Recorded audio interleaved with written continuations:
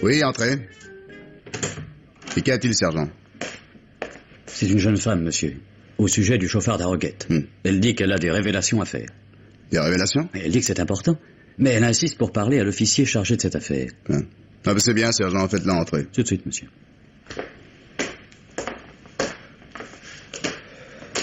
Veuillez entrer, madame. L'inspecteur Morlock vous attend. Merci.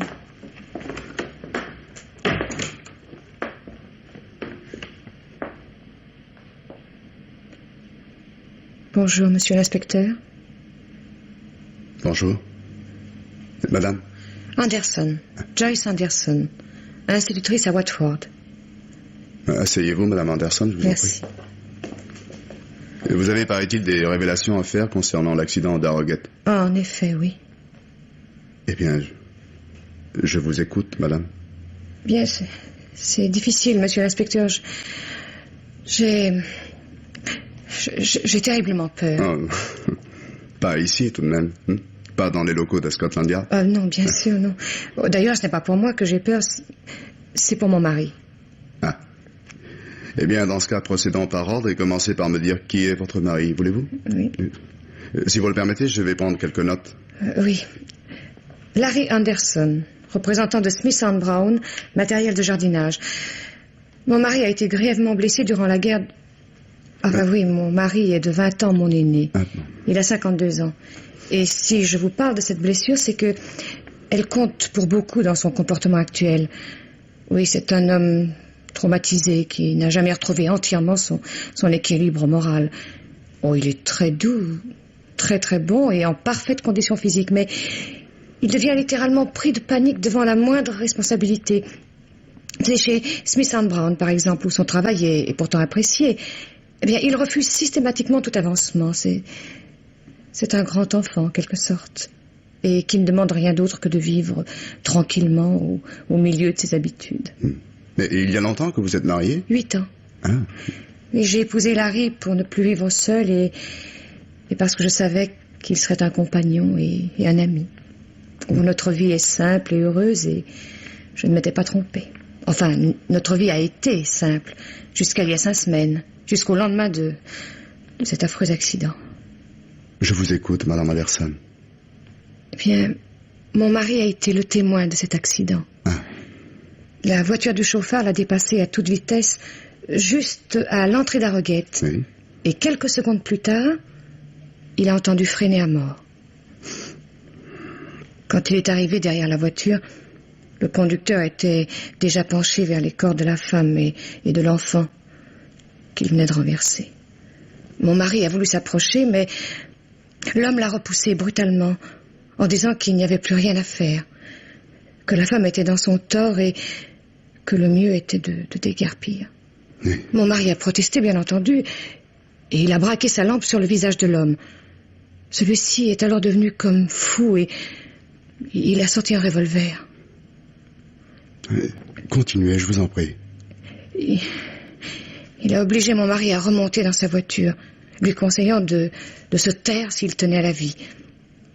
Et puis, il s'est encore penché pour lire la plaque d'identité sur le tableau de bord. Larry Anderson, Watford, a-t-il lu. Et il a dit, si jamais vous essayez de faire le malin, je saurai où vous retrouver. Et votre mari s'est tu? Oui. Il est rentré bouleversé et mort de peur, mais même à moi, il n'a rien dit. Il m'a fallu 3 jours pour le pousser à m'avouer ce qu'il mettait dans cet état.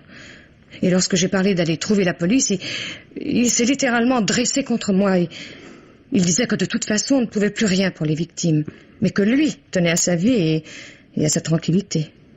Et pour en finir, il a même ajouté que si j'allais de moi-même à la police, il nierait tout. Et malgré cela, vous êtes venu?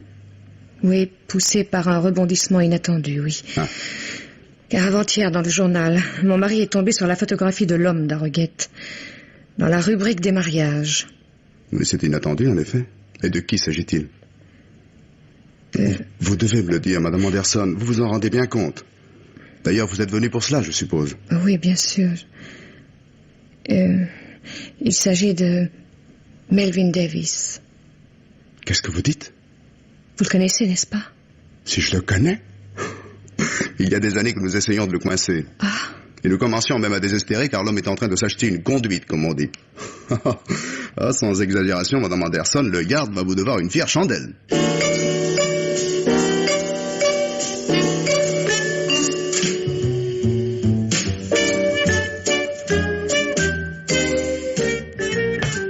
Ah, Morlock.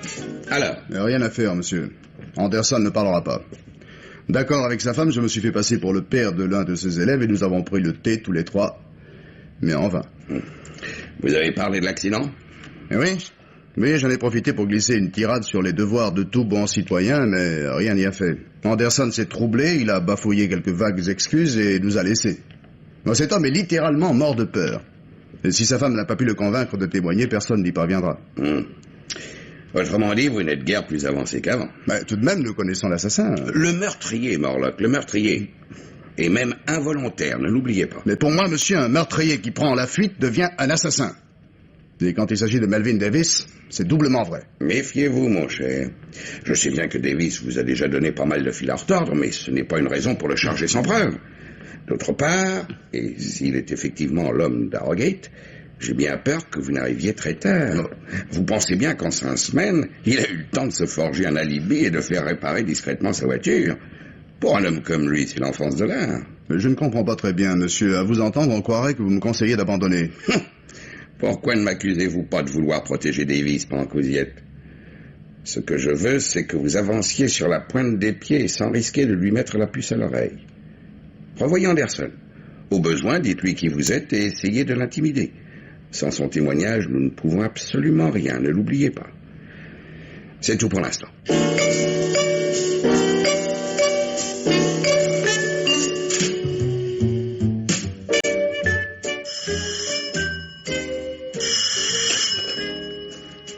Allô? allô?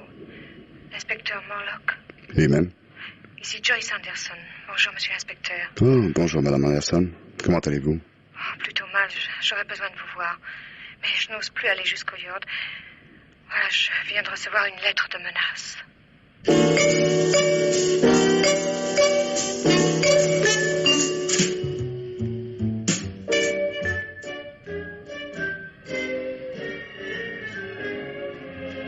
Nous savons que vous êtes allé au yard. Si c'est à propos d'Harrogate et à moins que vous ne souhaitiez devenir veuve, n'essayez pas de pousser votre mari à témoigner. Et quand l'avez-vous reçu? Ce matin. Je vous ai téléphoné aussitôt. Et vous l'avez montré à votre mari? Oh non. Vous oubliez qu'il ignore ma démarche auprès de vous. Oh, d'ailleurs, il est tellement émotif. S'il savait que Davis nous surveille, il deviendrait fou. Mais vous surveillez plus de 6 semaines après l'accident, c'est assez peu probable. Votre mari n'ayant pas parlé jusque-là, Davis doit se sentir tranquille. Mais avez-vous parlé à quelqu'un de votre visite? Oh non, bien sûr. Mais dans ce cas, je croirais plus volontiers que quelqu'un vous a vu entrer au yard. Mais comment êtes-vous venu jusqu'ici? Par le métro, et en faisant plusieurs détours. Ah, si c'est à ça que vous pensez, je suis certaine de ne pas avoir été suivie. Mais c'est à cela, oui. Écoutez, Madame Anderson. Oui. Je vais donner des ordres au commissariat de Watford et faire surveiller discrètement votre maison.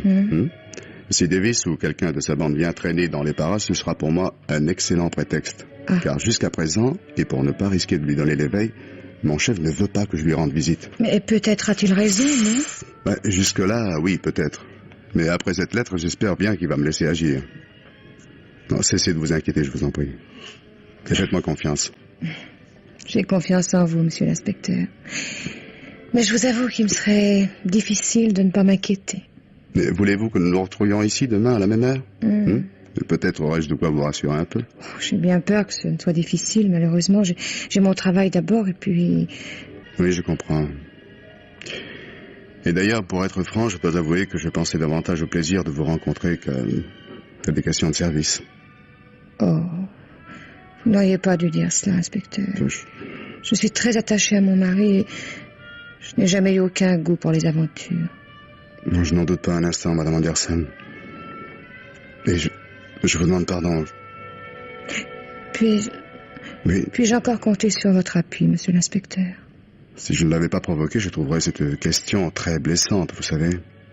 Car je vous assure que l'on peut très bien être en même temps un homme maladroit et Et un policier honnête.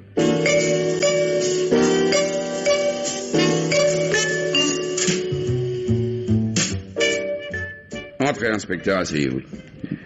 De quoi vouliez-vous me parler? De l'affaire Henderson, monsieur.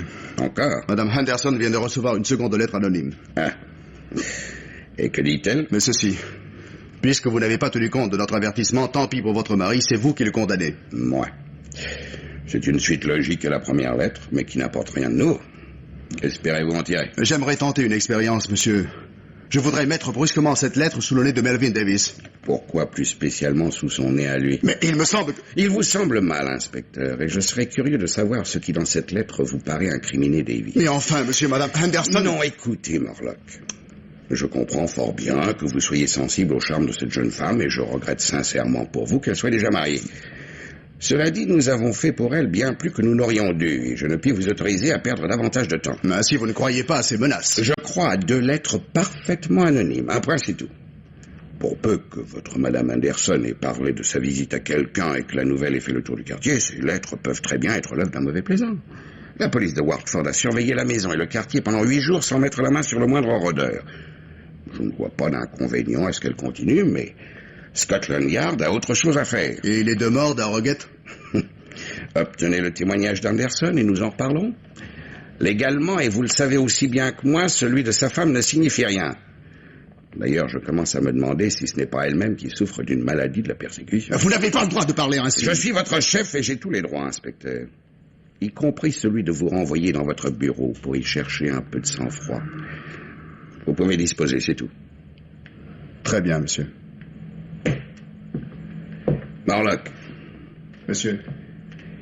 Je sais combien vous êtes toujours seul, et je comprends que vous soyez touché par les craintes de cette jeune femme, inspecteur. Néanmoins, si vous me permettez un conseil... Désolé, mais je ne pense pas que cela fasse partie de vos prérogatives, monsieur. Bonsoir.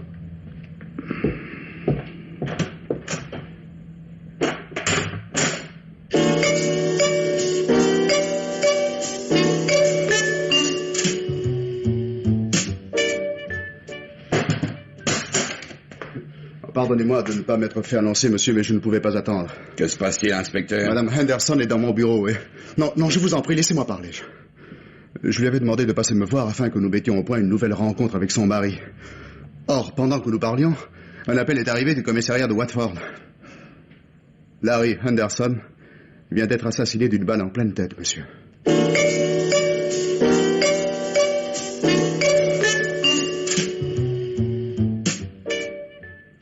Sergent Bradley, du commissariat de Watford, monsieur. C'est moi qui ai découvert le corps après que l'on nous ait alertés. C'est bien, sergent. Venez par là. Qu'est devenue Madame Anderson, inspecteur? J'ai cru pouvoir l'autoriser à demeurer chez une voisine, monsieur. Elle est terriblement éprouvée et n'ose encore revenir ici. Vous avez bien fait. Nous la verrons un peu plus tard. Est-ce que le médecin légiste est arrivé, sergent? Il est même déjà reparti, monsieur. Balle dans la tête, mort foudroyante, rien à signaler. Bien entendu, nous n'avons touché à rien. Bon, parfait. Peut-être pourriez-vous commencer par jeter un coup d'œil sur les lieux, inspecteur, qu'en pensez-vous? Avec votre permission, monsieur, j'aimerais bien entendre moi aussi le rapport du sergent. Comme il vous plaira. Nous vous écoutons, sergent. Ainsi que je vous l'ai déjà dit, monsieur, le crime a eu lieu en présence d'un enfant. C'est une chance extraordinaire que l'assassin ne l'ait pas vu, car il l'aurait peut-être bien tué aussi. Qui est cet enfant et que faisait-il là? Il s'agit de Benny Gilmont, 7 ans, le fils d'une voisine. Comme presque tous les samedis après-midi, il était venu voir Larry Henderson qui bricolait dans son petit atelier. Et c'est parce que l'enfant était en train de jouer par terre sous l'établi que l'assassin ne l'a pas vu. Dieu merci, le pauvre gosse fut tellement terrorisé qu'il n'eut pas la force de crier. Il a vu l'assassin? Comme je vous vois, monsieur. Un homme grand et solide, coiffé d'une casquette de livreur, les yeux cachés derrière des lunettes noires. En pénétrant dans l'atelier, il était environ 17h30. Il a demandé à Anderson s'il était bien Larry Henderson. Sur la réponse affirmative de celui-ci, il a encore dit « Dans ce cas, mon vieux, j'ai une commission pour vous de la part de Melvin. » Puis il a sorti un revolver et tiré presque à bout portant. Bizarre tout de même. Est-ce que l'enfant est certain d'avoir bien entendu? Il le dit, monsieur. C'est un gosse intelligent, très éveillé. Où est-il? Chez lui, monsieur. Il a été saisi d'un accès de fièvre et sa mère a dû le coucher. Désirez-vous le voir? Non, pas maintenant, laissons-le se remettre. Allez plutôt en quête de Madame Anderson et priez-la de venir jusqu'ici. Mais ne pourrions-nous d'abord nous rendre à l'atelier, monsieur? Cela laisserait à Madame Anderson le temps de se reposer encore un peu. Les photographes et le service des empreintes sont en train d'y travailler, laissons-les achever. D'ailleurs, je doute fort que l'aspect des lieux nous révèle quoi que ce soit que nous ne sachions déjà. Allez, sergent. Tout de suite.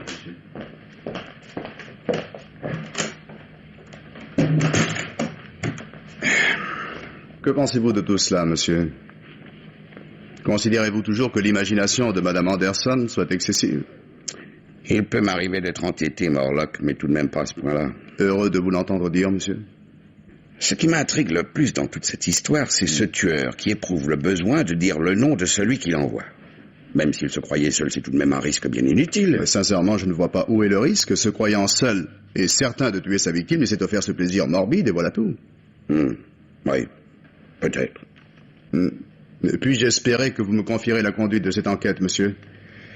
Il me serait difficile de vous le refuser, vous y trouveriez encore quelques raisons cachées. Néanmoins, et une fois de plus, je vous mets en garde contre un parti pris dangereux. En admettant même que l'enfant est bien entendu, Davis n'est pas le seul à se prénommer Melvin. Si c'est être de parti pris que de ne pas aimer les malfaiteurs, alors vous avez raison, monsieur, je suis de parti pris. Et je me flatte de n'avoir jamais rien tenté, moi, pour protéger ce genre d'individu. Prenez garde, Morlock. Faut passer les bornes. J'ai toujours accepté mes responsabilités, monsieur, et j'ai la prétention de connaître mon métier. Pour le reste, si je n'ai pas votre indulgence, veuillez m'excuser. Ne vous en déplaise, Morlock. Je suis moi aussi un policier honnête. Mais la loi est la loi et nous ne pouvons pas accuser sans preuve, fût-ce un Melvin Davis. Il a beau avoir été condamné à plusieurs reprises, cela ne nous dispense pas d'avoir à rechercher une certitude absolue. On ne condamne pas un homme sur ses antécédents. Je ne suis pas de votre avis là-dessus, monsieur, je regrette. Davis est un homme habile à tourner la loi, et nous savons très bien qu'il n'a pas payé le quart de ses crimes. Personnellement, et peu importe que ce soit pour ceci ou pour cela, j'estime qu'il mérite la potence.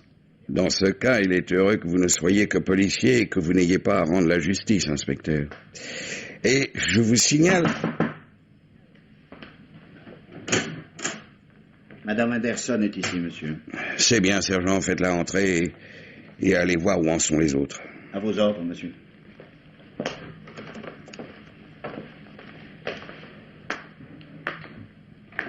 Permettez-moi de vous présenter mes condoléances, Madame Anderson. Merci. Et aussi mes regrets de n'avoir pas cru entièrement au danger qui menaçait votre mari.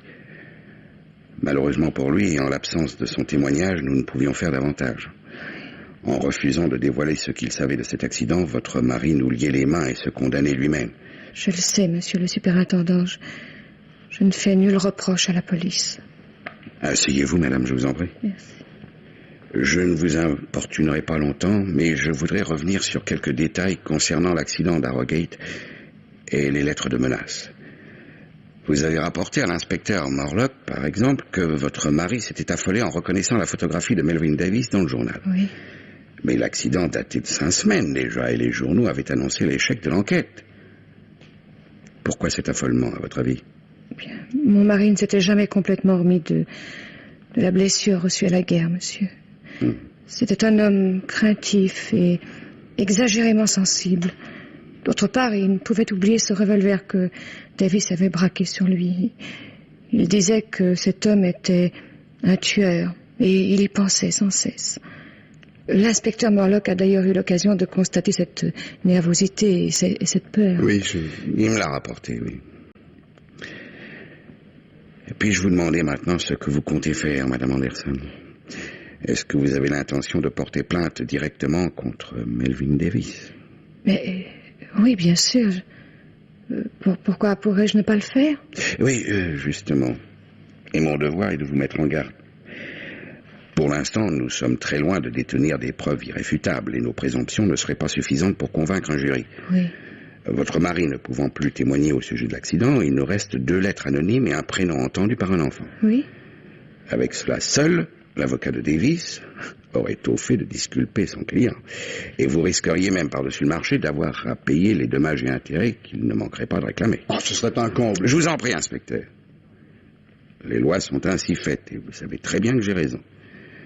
Cela dit, Madame Anderson, et maintenant que vous voilà prévenue, c'est à vous de décider. Eh bien, je pense que je suivrai vos conseils, monsieur. Que devrais-je faire? Porter plainte contre inconnu et nous laisser mener notre enquête. Je vous donne ma parole que si Melvin Davis est bien l'instigateur de ce crime, il ne nous échappera pas. J'ai confiance en vous, monsieur. Eh bien, je vous remercie. Vous viendrez lundi au Yard pour signer votre plainte et votre déposition. J'y pense. Oui. Une dernière question. Savez-vous si votre mari avait contracté une assurance sur la vie? En ma faveur, oui. Importante? Oh, pas très importante, non. Un millier de livres. C'est assez modeste, en effet. Eh bien, je vous remercie, Madame Anderson. À lundi. À lundi, monsieur. Bonsoir, inspecteur. Bonsoir, madame. Et bon courage. Merci.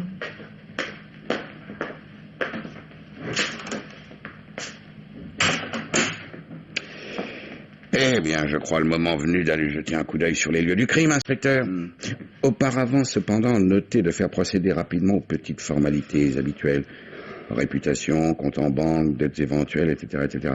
Et tâchez de savoir un peu ce que faisait Madame Anderson avant son mariage. Vous n'allez pas me dire que vous la soupçonnez tout de même.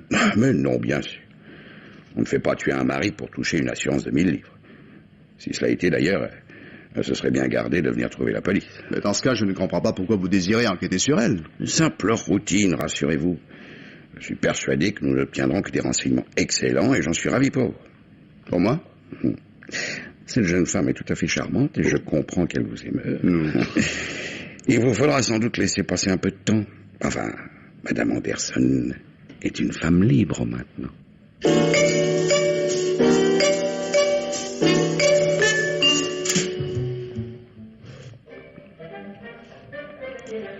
Une table, monsieur? Tiens, Perry Sadler. La dernière fois que je vous ai vu en prison, si je ne m'abuse, vous étiez moins aimable. Qu'est-ce que vous faites ici? Une petite visite de l'établissement, Sadler. En attendant de vous offrir peut-être à nouveau l'hospitalité. Vous avez un mandat? Non, pas la peine, je suis là en client. Alors faites votre travail et dépêchez-vous de me trouver une table. Oh, c'est bon. Par ici.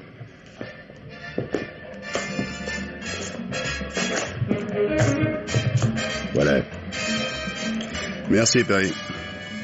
Par rapport au spectacle, c'était probablement la plus mauvaise table de la salle, mais cela ne fait rien. Les danseuses ne m'intéressent pas. Ça tombe bien, elle n'aime pas le poulet. Salut.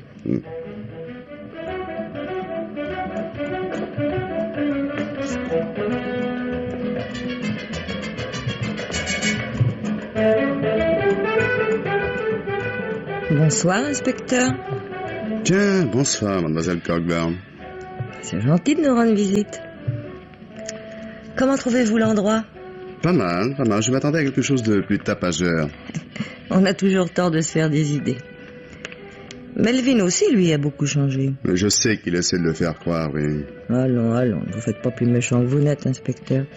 Permettez-moi plutôt de m'asseoir un instant et de vous offrir le verre du patron. Non, vous pouvez vous asseoir, mais je tiens à régler ma consommation.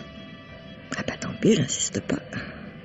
Mais vous venez déjà d'effrayer ce pauvre Perry et tout ça, c'est pas très gentil, inspecteur. Mais les honnêtes gens ne s'effraient pas pour si peu, mademoiselle. Cela dit, vous devez avoir raison, car j'aperçois le sieur Phillips, qui nous observe et qui n'a pas l'air très rassuré non plus. Lequel Phillips me fait penser que le dénommé Stanley ne doit pas être très loin. Je me trompe? Stan sert de chauffeur à Melvin. C'est merveilleux. Toute la bande complète et tous plus honnêtes les uns que les autres. Pardonnez-moi, mais c'est un peu dur à avaler. Mais c'est pourtant comme ça, et je vous défie bien de prouver le contraire. Votre défi est superflu, c'est exactement ce à quoi je suis décidé. Écoutez, inspecteur. Melvin et moi, nous allons nous marier. Et nous avons de quoi vivre honnêtement.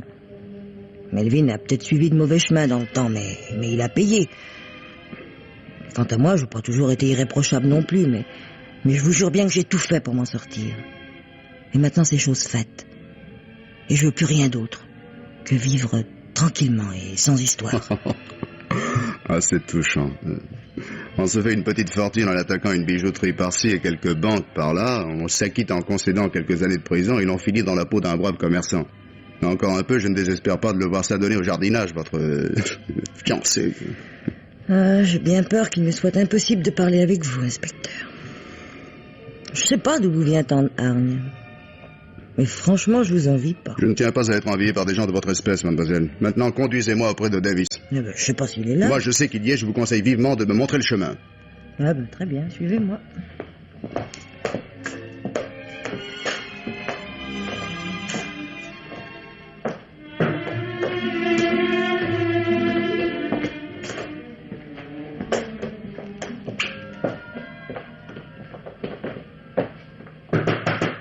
Oui.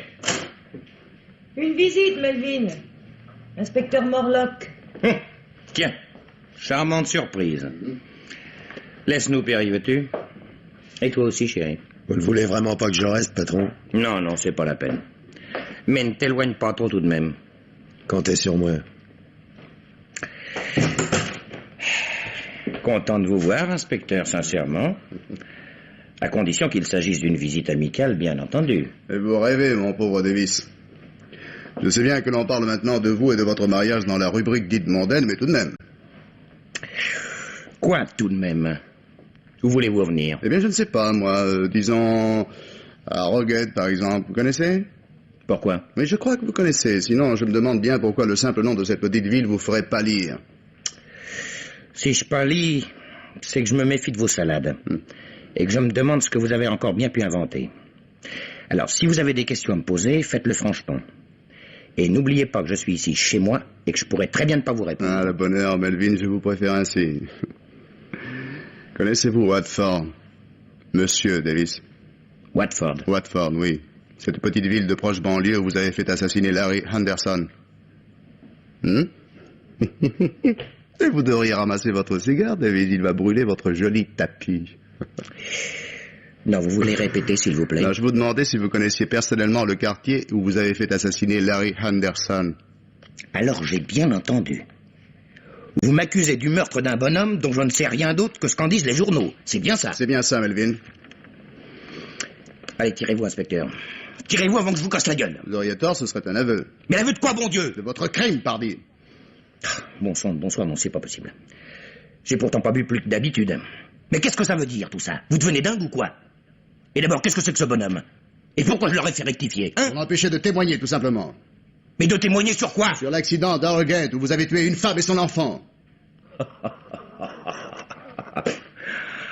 Ah bon, je vois. En somme, d'après vous, je serais un type dans le genre d'Al Capone. Un gosse par-ci, une femme par-là, un témoin par-dessus le marché, et tout ça en l'espace de quelques jours. Eh ben dites donc, quand vous vous y mettez, vous n'y allez pas avec le dos de la cuillère. Non, riez, Davis, riez, profitez-en. Lorsque vous serez sur la trappe et la tête dans le capuchon, vous n'en aurez plus envie. Non, écoutez, mon vieux, finissons-en, voulez-vous? Ou bien vous êtes en train de vous payer royalement ma tête, et alors là, chapeau, c'est de la belle ouvrage. Ou alors, eh bien que ça ne se voit pas, vous tenez la plus belle cuite que j'ai jamais vue. Je ne suis pas votre vieux Davis. Je suis le policier qui va enfin vous faire payer vos crimes. Un de ces jours, et sans doute plus tôt que vous ne pensez, vous sortirez d'ici menottes au poignet. Oui, oui, d'accord, c'est entendu. Seulement, en attendant, vous devriez tout de même aller vous reposer un peu. Ne croyez pas que je vous menace au hasard, David. Je sais ce que je dis, vous êtes déjà sur le chemin de l'échafaud. Oh, mais je viens de vous dire que c'était d'accord. Seulement, c'est égal, vous en tenez une solide. Ah oui. Eh bien, dites-moi si c'est du solide, ça. Thierry! Patron? Fous-moi cet ivrogne à la porte. Hein? Mais sans le bousculer, hein? Quoi? Je tiens à sa santé. Vous plaisantez ou quoi, patron? Fais ce que je te dis, Perry, en douceur. La bousculade, c'est pas de nous qu'elle lui viendra.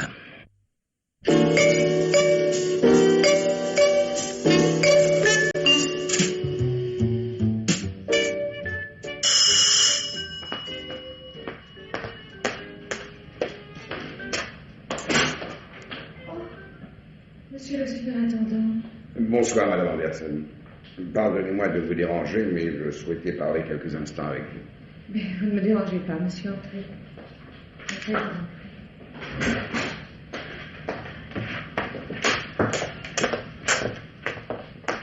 Merci. Si vous voulez vous asseoir. Merci.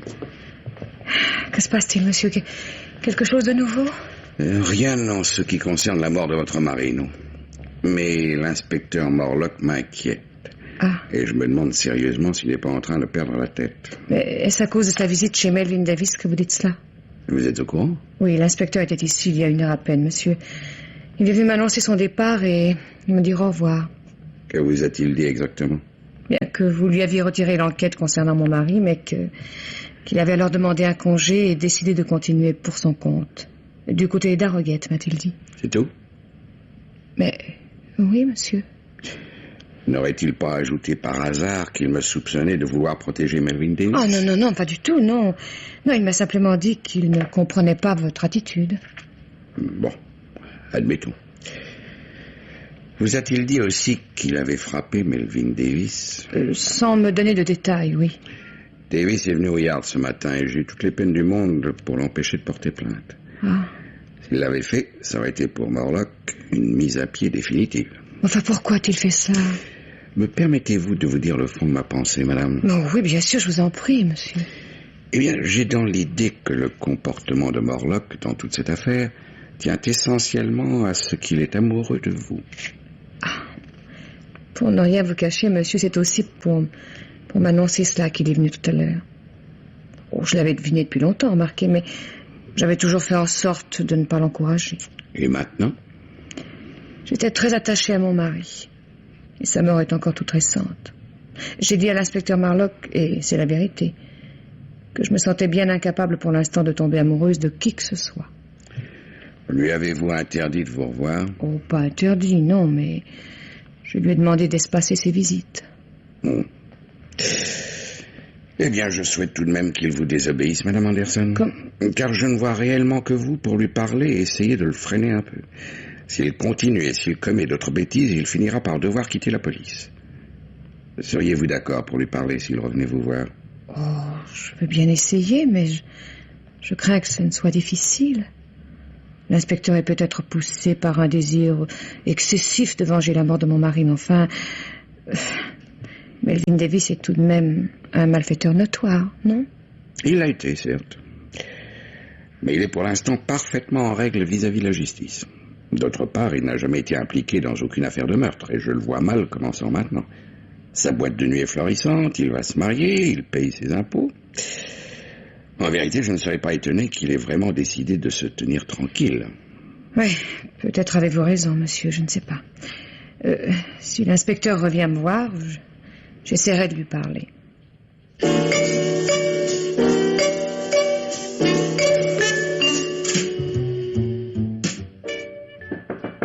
Oui, entrez.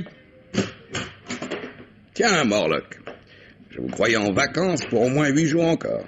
Je reviens d'Harrogate, monsieur. Et je rapporte la preuve de la culpabilité de Davis. Ouais, compliment. Si vous dites vrai, cela vous vaudra certainement vos galons d'inspecteur en chef. Je ne travaille pas pour de l'avancement, monsieur. Je sers la justice de mon pays, c'est tout. Très bien, Morlock, très bien. Allez-y, je vous écoute. Melvin Davis se rend à Harrogate toutes les semaines, le samedi soir ou le dimanche matin.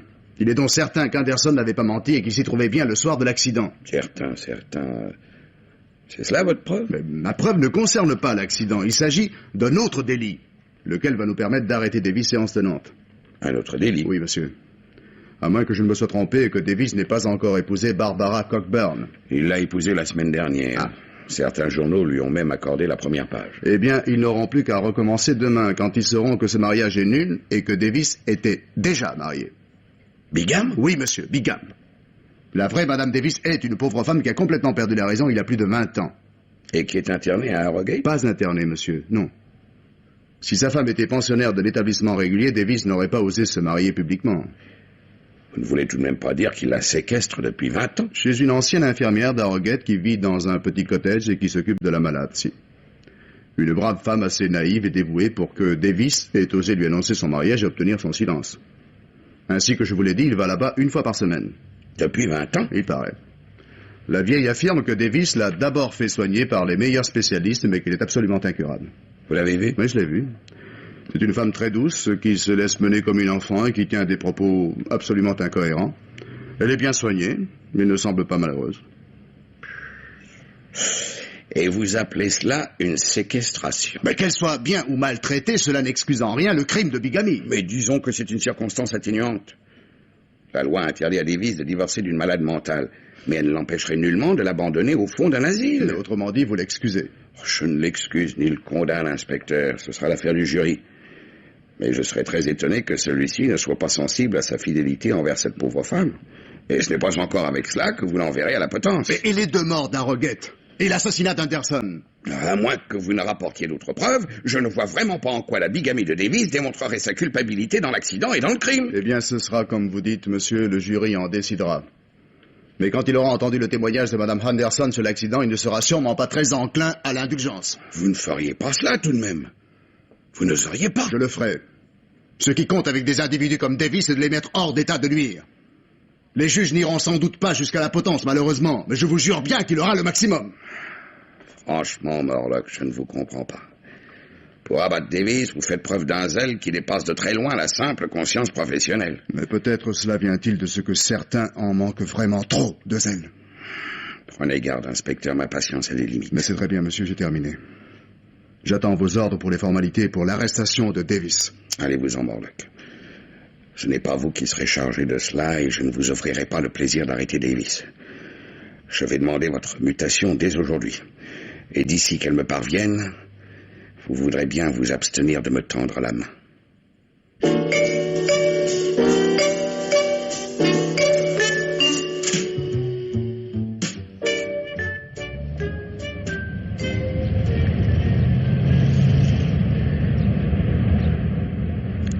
Bouge pas, Morlock.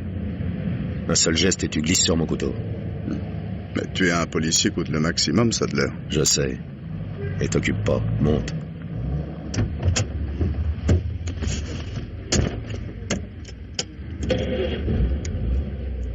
Fais le tour du pâté, Stan. Mais non, c'est pas la peine. Nous sommes très bien ici. Toute l'équipe, à ce que je vois. Comme tu dis, Soligo, et toute l'équipe. Je ne sais pas ce qui m'aura tiré. Mais non, père, non, laisse-le. Il ne perdra rien pour attendre. Content de vous, inspecteur. Mais j'ai fait mon devoir, c'est tout. Mais je m'étonne que vous le défendiez encore, votre Davis. Il s'est pourtant bien payé votre tête. Parce que vous vous imaginez qu'il m'avait mené en bateau. Il est plus propre que vous, Melvin. Il tire pas dans le dos. Vous saviez qu'il était marié? C'est la première chose qu'il m'a dite quand je l'ai connu. Comme nous avions envie de vivre décemment et que nous ne risquons plus d'avoir d'enfants, nous avons décidé de passer outre. Sa femme ne se rend compte de rien, elle est absolument incurable. Alors ça gênait qui, notre petite comédie? Vous voulez me le dire? La loi. La loi. Celle qui protège les uns et s'acharne toujours contre les mêmes. Melvin, Sadler, Stan et moi, on avait compris et décidé de ne plus vous donner prise. Seulement, vous pouviez pas le supporter. Puis il a fallu que vous trouviez le moyen de nous descendre à tout prix, hein? Vous avez en partie réussi. Mais écoutez-moi bien, inspecteur. Melvin passe en jugement dans 15 jours. Et je vais attendre jusque-là. Et s'il est condamné à plus d'1 an, je vous abattrai comme un chien. Et qu'est-ce que vous espérez exactement, hein? Si vous aviez vraiment l'intention de m'abattre, vous ne m'avertiriez pas?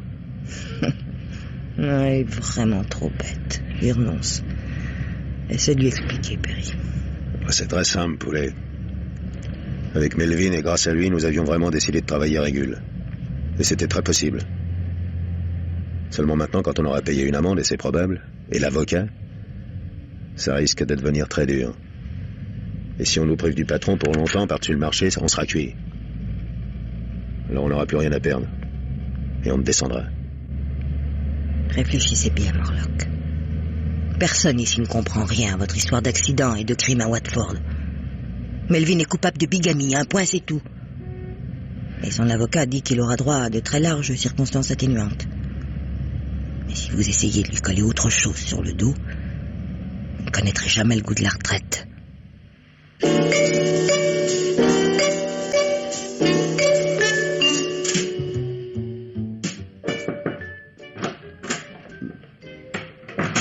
Pardonnez-moi d'interrompre votre travail, inspecteur, mais j'ai dû quitter le tribunal avant la fin et je voudrais connaître le verdict. 5000 livres d'amende. Et 10 ans, monsieur. 10 ans. Et vous trouvez ça bien? Très bien, monsieur. Ainsi, vous qui vous flattez d'aimer la justice, vous vous réjouissez d'une injustice. Vous savez pourtant parfaitement que cette sentence est d'une sévérité excessive. Pour tout autre que Davis, oui. Parce que selon vous, la justice britannique n'est pas la même pour tous. Davis n'avait pas seulement son crime de bigamie à payer. C'est vrai. Il avait encore un accident et un assassinat dont vous l'avez chargé sans apporter la moindre preuve. Ce que vous n'aviez pas le droit de faire. Si vous n'aviez pas parlé de vos soupçons devant le tribunal, et si vous n'aviez pas volontairement provoqué le témoignage de Mme Anderson, l'accusé obtenait le sursis. C'est vous, et vous seul, qui l'avez fait condamner. Parce que ma conviction est... Vous n'aviez pas à faire état de vos convictions, justement. Pardonnez-moi, monsieur, mais vous semblez oublier que c'est l'avocat de la défense qui a sollicité ma déposition. Concernant la femme de Davis, uniquement. En faisant allusion à l'accident, vous saviez que l'on vous demanderait des précisions, et vous saviez combien elle impressionnerait le jury. Tout cela est affaire entre votre conscience et vous, Morlock. Mais je ne voudrais pas être dans votre peau. Bonsoir. Bonsoir, monsieur.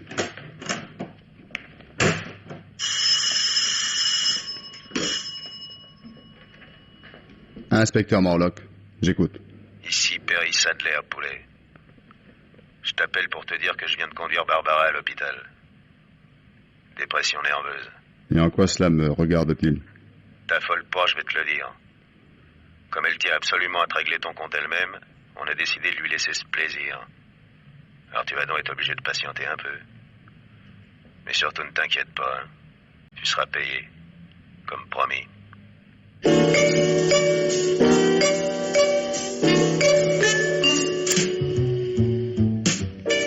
Joyce. Oui. Je crois le moment venu de vous demander quelque chose de très important. Oh, il est bien tard, Chris. Ne pourrions-nous remettre à un autre jour? Non. Non, il y a trop longtemps que j'attends. Et si je préférais que vous ne parliez pas? Non, cela me serait impossible, Joyce. Bon, alors je vous écoute. Voilà.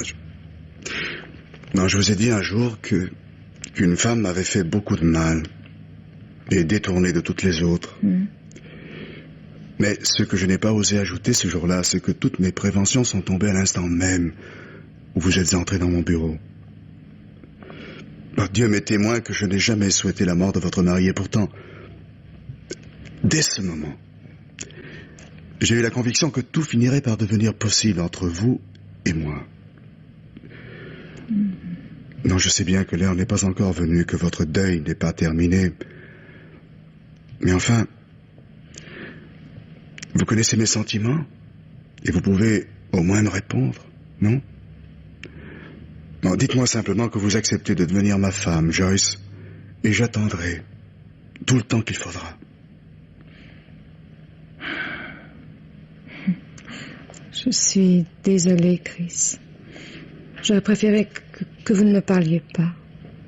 Et que voulez-vous dire? Vous êtes mon seul ami, mon confident. Et j'ai pour vous une très grande amitié. Mais je ne vous aime pas, Chris. Je vous demande pardon. Vous ne m'aimez pas? Oh, pas de la façon que vous souhaiteriez, je veux dire. Pourtant, vous avez bien deviné que... Oui. Et je m'en veux. Je m'en veux terriblement de n'avoir pas su mieux vous mettre en garde. Oh, j'ai essayé plusieurs fois, souvenez-vous, mais c'est à peine si vous m'écoutiez. Et puis... Oui? J'ai été lâche, je l'avoue. Je craignais de vous perdre et... j'aimerais tellement que nous restions amis, Chris. Non, j'ai bien peur que cela me soit impossible. Je ne me suis jamais vu dans le rôle d'un ami auprès de vous. Oui, il vaut mieux que je m'en aille, Joyce. J'ai besoin d'être seul. Je reviendrai vous dire au revoir une autre fois, dans quelques jours, si vous le permettez. Mais c'est que... je vais quitter Watford, Chris. Hein? Oui, dès la semaine prochaine, probablement. Quitter Watford? Je retourne dans mon pays, à Doncaster. Mais vous ne m'en avez rien dit? Écoutez, Chris. Oh, je préférais ne pas vous parler de ça. Je veux encore vous faire de la peine. C'est au point où j'en suis. Bien, il s'agit de mon cousin, Tom Donnelly. Je vous en ai parlé, je crois. Ah oui, celui dont vous étiez vaguement amoureuse dans votre jeunesse et qui est parti pour l'Amérique. C'est ça, oui. Eh bien, il est revenu. Ah. À Doncaster, oui. Quand il a su ce qui était arrivé à mon mari, il m'a écrit pour me dire qu'il prenait part à mon deuil et qu'il ne m'avait pas oublié. Et vous allez l'épouser? Oh non, il n'a pas été question de ça, je vous assure. Simplement, je serai moins seule là-bas. Et puis de toute façon, ici, je n'aurais pas pu rester. Oui, je comprends. Eh bien, je vous souhaite d'être heureuse, Joyce.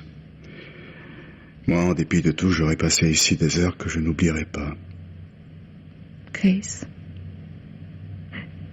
Voulez-vous m'embrasser, Chris?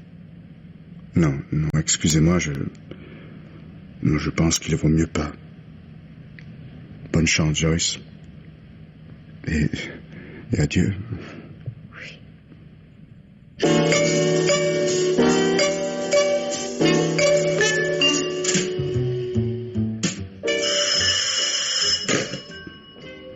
Allô, oui? Inspecteur Morlock, C'est moi.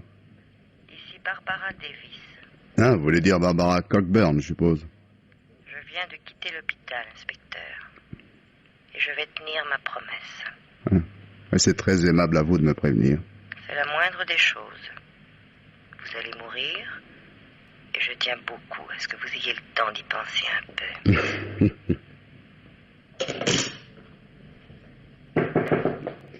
Oui, qu'est-ce que c'est?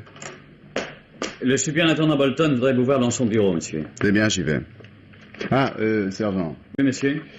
Occupez-vous de retrouver Barbara Cockburn et faites-la surveiller discrètement. Elle a proféré des menaces de mort à mon endroit. Je vais faire le nécessaire tout de suite, monsieur. Bien.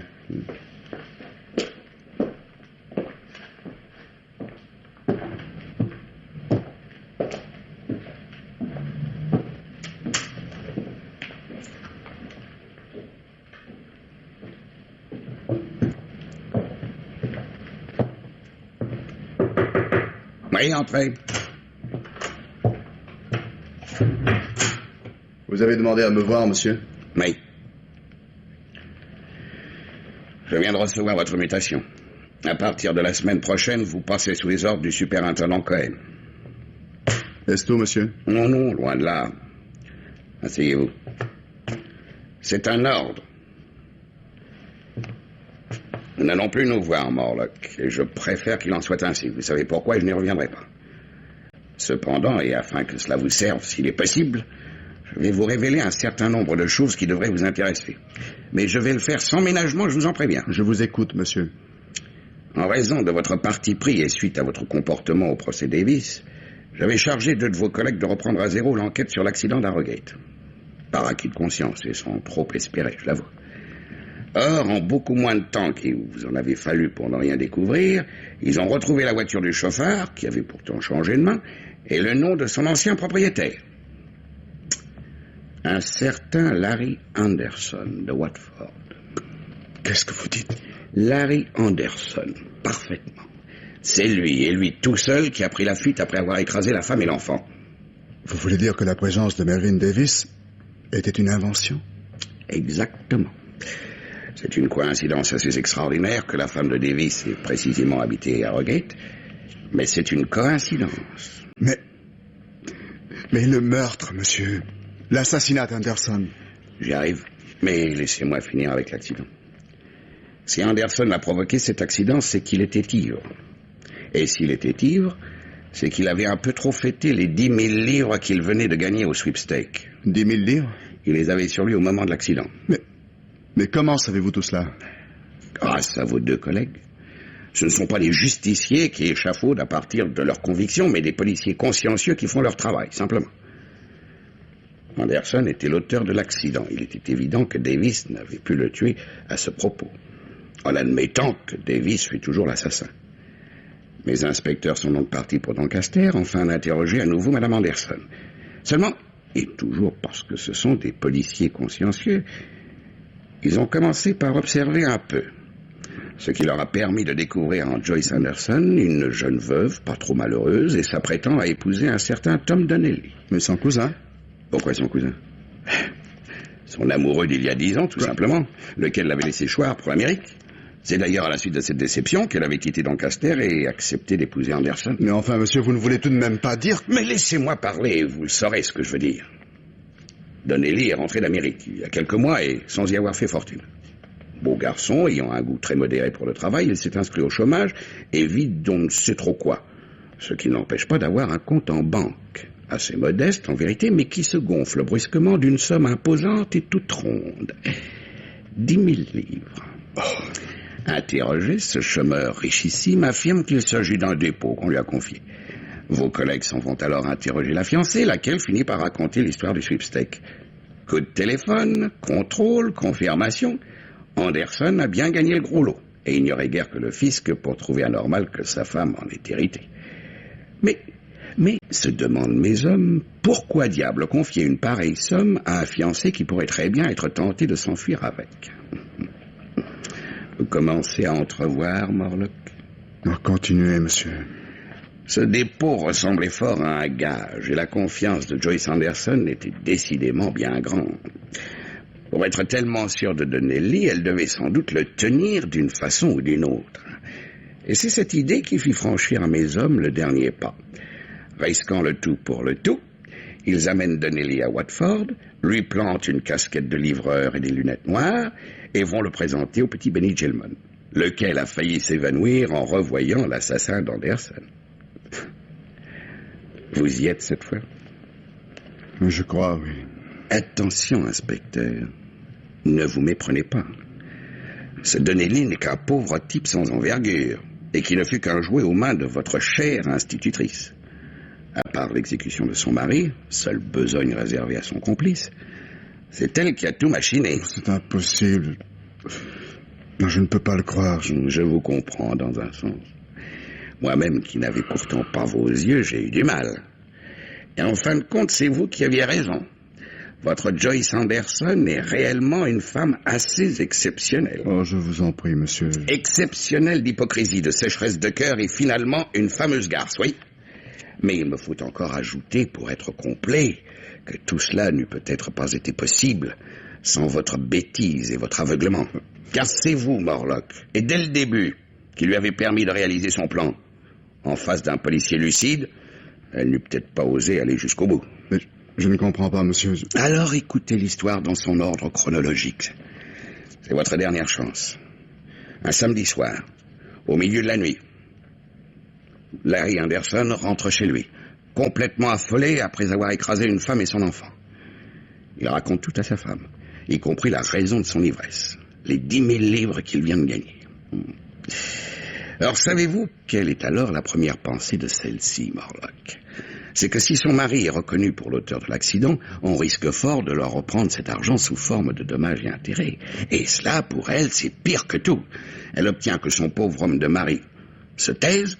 Et le temps passe, mais Anderson, qui est au fond un brave et honnête homme, est de plus en plus torturé par le remords. Et sa femme se rend compte qu'un jour ou l'autre, fatalement, il ira se dénoncer. Vous m'écoutez, Morlock? Oui, monsieur, oui, je vous écoute. La photo de Davis dans le journal lui donne une idée. C'est un homme que l'on peut soupçonner de tous les méfaits et dont personne ne s'étonnera qu'il ait eu un revolver dans sa poche. Elle met donc son histoire au point, se rend au yard et, comble de bonheur, tombe sur un inspecteur subjugué par sa petite personne. Dès lors, tout devient facile, et elle fait venir Donnelly de Doncaster. Moins aveugle que vous, celui-ci renacle un peu. Mais les 10 000 livres le font finalement céder. Pendant que Joyce est avec vous dans votre bureau, et après qu'elle ait pris le soin diabolique de choisir le moment où un enfant serait le meilleur témoin, Donnelly tue Anderson. Amusant, non? Non, je vous en prie, monsieur. Mais le malheur, en fin de compte, pour Joyce Anderson, c'est encore vous, inspecteur. Car si votre naïveté l'a servi au début, vos sentiments et votre acharnement contre Davis ne l'arrangent pas, Davis ne lui importe pas, elle eût préféré de beaucoup que l'affaire soit classée, qu'on n'en parle plus. Malheureusement, votre désir de briller et votre haine pour Davis vous font vous acharner. C'est bien à contre-cœur, croyez-moi, qu'elle vient témoigner au procès. Mais comment pourrait-elle refuser sans risquer d'éveiller vos soupçons? C'est en quoi elle a peut-être eu tort, d'ailleurs. Tant je suis persuadé qu'elle eût pu vous faire avaler n'importe quoi. Voilà, Morlock. Voilà comment votre aveuglement a tout rendu possible et tout embrouillé. Non seulement vous vous êtes trompé du début à la fin, mais vous avez encore poussé jusqu'à me prendre pour un policier véreux. Grâce à votre entêtement stupide, Joyce Anderson a cru pouvoir tuer son mari en toute quiétude. Et Melvin Davis, qui était en train de se racheter, est en prison pour 10 ans. Grâce à vous, Perry Sadler, Stanley et quelques autres vont sans doute se remettre à vivre d'expédients, et Barbara Cockburn se retrouver Dieu sait où. Grâce à vous, enfin. Et parce que Davis n'aura plus les moyens de payer pour elle, une pauvre folle va se retrouver au fond d'un asile. Voilà, inspecteur. Voilà le bilan de votre aveuglement. Un beau gâchis, vous ne trouvez pas? Vous pouvez disposer, inspecteur. Mais J'ai dit vous pouvez disposer. Très bien, monsieur. Bonsoir, monsieur.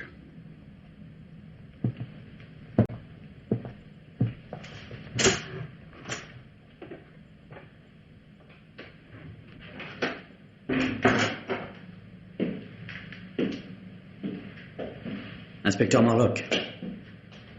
Inspecteur. Hein? Oui. Mais qu'y a-t-il, sergent? J'ai craint que vous ne soyez déjà parti, monsieur. On vient de nous signaler qu'une voiture est depuis plus d'1 heure en stationnement au coin de la rue et que Barbara Cockburn est à l'intérieur. Hein? Désirez-vous que nous l'interpellions, monsieur? Non. Non, sergent, pas la peine. Barbara Cockburn a bien le droit de stationner où bon lui semble. Je fais demander une voiture pour vous raccompagner, monsieur. Elle vous attend près de la porte latérale. Je vous remercie, sergent, mais c'est inutile. C'est inutile. Je vais rentrer à pied. Mais... Je vous en prie. Bonsoir, sergent.